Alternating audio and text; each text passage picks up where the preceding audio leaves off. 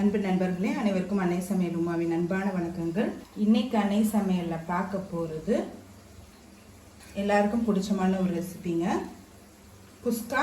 இதை பிளெயின் பிரியாணின்னு கூட சொல்லுவாங்க. வாங்க எப்படி செய்யறதுன்னு பார்க்கலாம். இப்போ முதல்ல இது எல்லாத்தையும் அரைச்சிக்கலாம். 3 சின்ன துண்டு இஞ்சி, 8 பல் பூண்டு,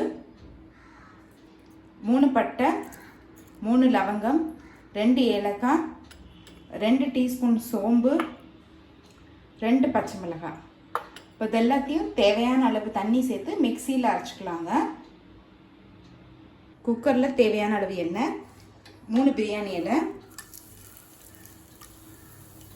கொஞ்சம் கல்பாசி, 1 அன்னாசி மொக்கு, 1 மராட்டி மொக்கு.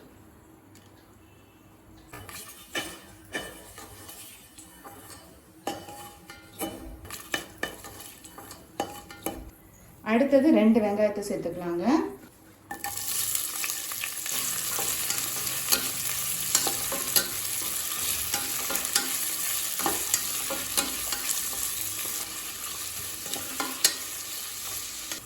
இப்போ அடுத்தது நம்ம அரைச்சி வச்சிருக்க மசாலாவை இது கூடவே சேர்த்துக்கலாம்.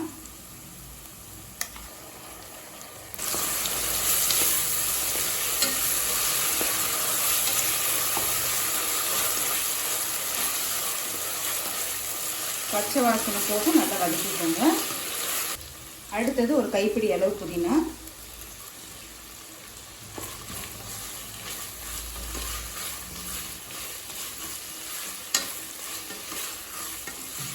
அடுத்தது 2 தக்காளி,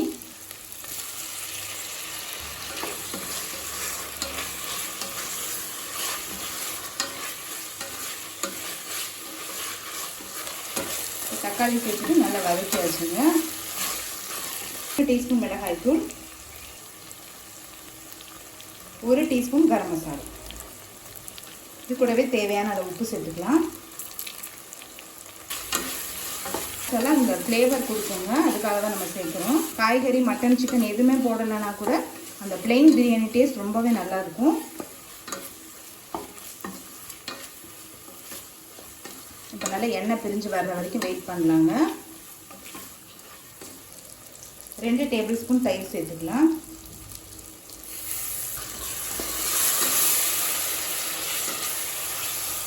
தயிர் புளிக்காத தயிராக இருக்கணுங்க.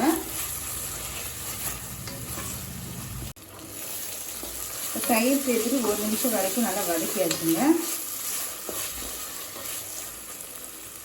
அடுத்தது 3 கப் தண்ணி சேர்த்துக்கலாங்க.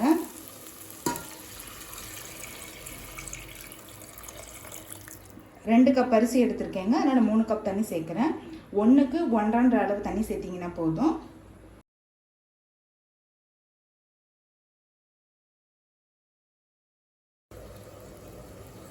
அடுத்தது நம்ம அரிசி சேர்த்துக்கலாம்.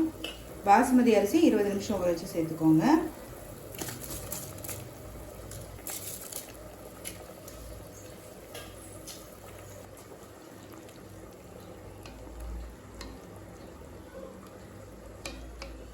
கொஞ்சமாக புதினா, கொஞ்சம் கொத்தமல்லி.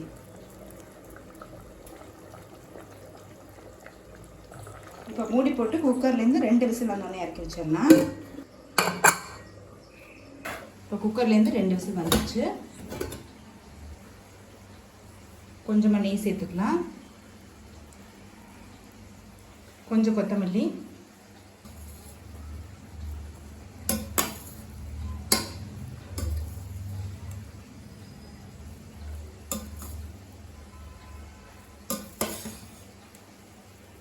குஸ்கா பாருங்க, பார்க்கவே கலர்ஃபுல்லாக ரொம்ப சூப்பராக வந்திருக்கு. இப்போ குஸ்கா ரெடி ஆகிடுச்சு, நம்ம சர்வ் பண்ணிடலாம். இப்போ சுவையான குஸ்கா ரெடி ஆகிடுச்சுங்க. ரெசிபியை ட்ரை பண்ணி பாருங்கள், கண்டிப்பாக உங்களுக்கே பிடிக்கும். ரெசிபி பிடிச்சிருந்ததுன்னா வீடியோவை லைக் பண்ணுங்கள், கமெண்ட் பண்ணுங்கள், ஷேர் பண்ணுங்கள்.